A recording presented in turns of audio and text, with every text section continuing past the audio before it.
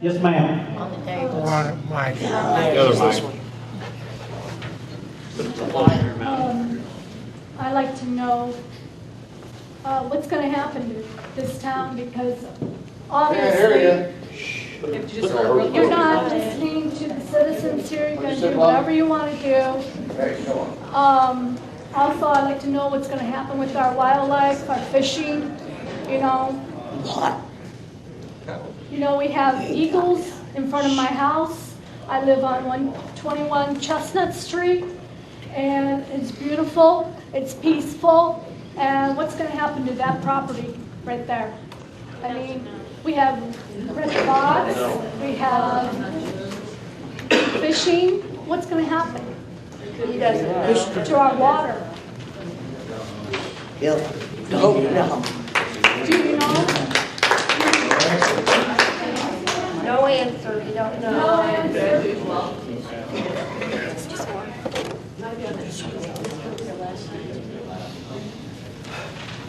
My name is Teresa Harmon. I don't want to say how long I've lived in this town because it'll tell you how old I am because I've lived here my entire life. I have very, very dear friends on both sides of this issue. And I spend a great deal of my time in my job teaching parliamentary procedure. And since this meeting doesn't seem to necessarily follow parliamentary procedure this entire evening, I would like permission to continue with maybe that theme in saying what I have to say, if I may have permission, Mayor. Yes, ma'am. But the last meeting, my daughter wanted to come to the meeting. I didn't want to come to the meeting. I did not want to bring her to the meeting because I had, from listening and hearing, a pretty good idea of the atmosphere that it would be. And my daughter's 15 years old, and I really did not want to expose her to that. But she is 3 years from being a voting citizen, so probably shouldn't shelter her from that. So we came, and we stood in the back of the room, and we stayed the entire time. She had witnessed the same thing we've witnessed tonight, and I've spent my entire life teaching my daughter, you do not always have to agree with me, but when you disagree with me, you should do so with respect. At the end of the meeting, we waited for people to leave courteously. And my daughter, 15 years old, was attacked by 2 different people because she was speaking to her mother about what she had witnessed. I believe that as American citizens, we have the right to address people, no matter what our opinion is. But we have the responsibility, and rights and responsibilities are 2 different things. We have the responsibility to do so with respect.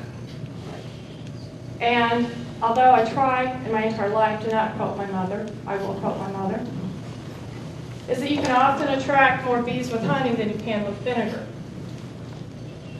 I don't know, and I also, kind of along that line, argue with my husband all the time when we go to a ball game because he wants to stand up and scream and holler at the official when he makes the wrong call.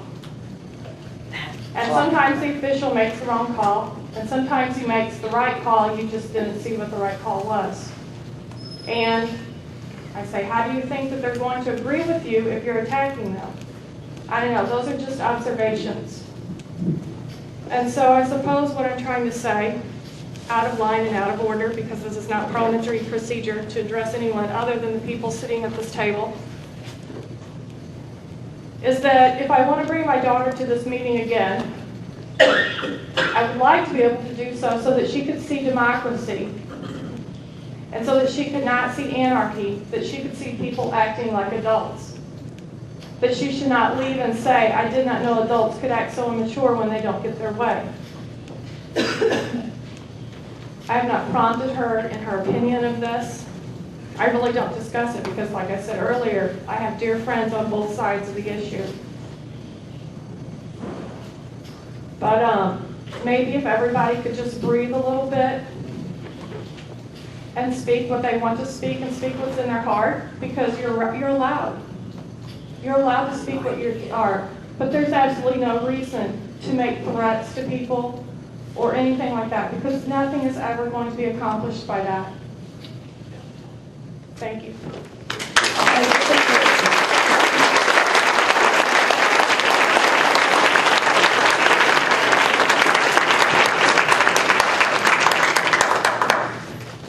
I happened to run across a letter from Tony Becker, our insurance carrier, and I was wondering,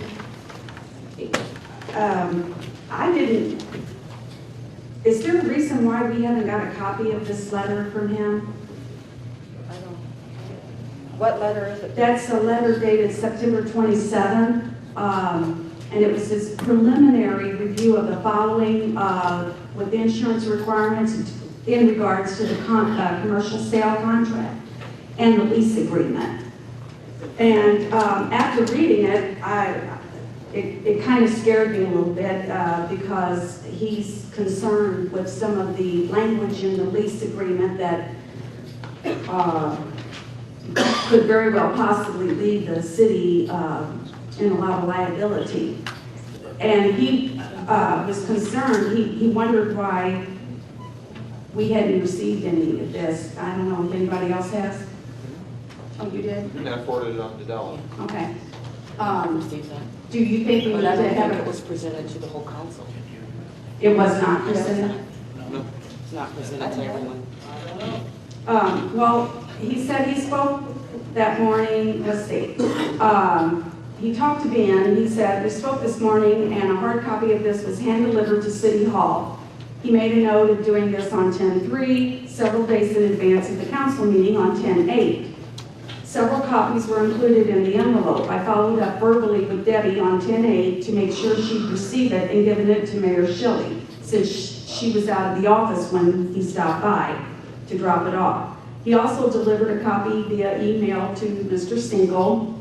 After a brief phone conversation with him, he received back copies of the various attachments that he had asked for.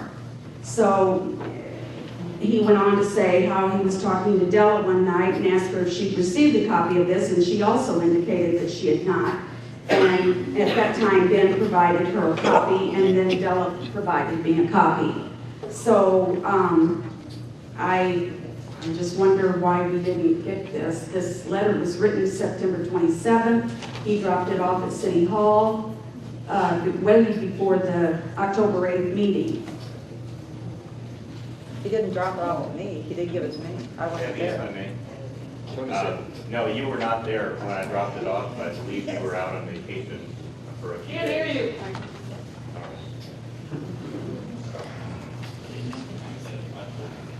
This one doesn't Yeah, I seem to be think, working. did you, well. Dave, did you get a copy of that? yes. Okay, maybe he can answer your question. No, go ahead. Debbie, to answer Pam's question, sorry, this thing doesn't really turn around, so I can't talk very at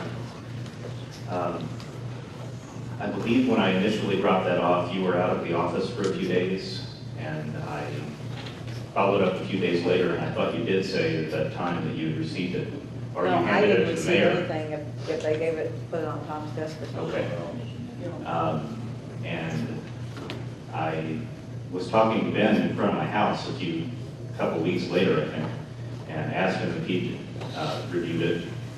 And he said he hadn't seen a copy of it, so I emailed a copy to him. And we talked about this morning, but I also told you I would get you a copy, but when I gave Ben a copy, I asked him to forward it to you. I'm sorry, what was the rest of your question? No, I asked them why it hadn't been shared. That I don't know. But the primary thrust of what I... Did you get that, Dave? You said you did Yes, get it? I will keep that. I don't have it with me tonight, so. I can get you some additional copies if you want. Well, you said you gave us 8. I did. It was a big packet, so. But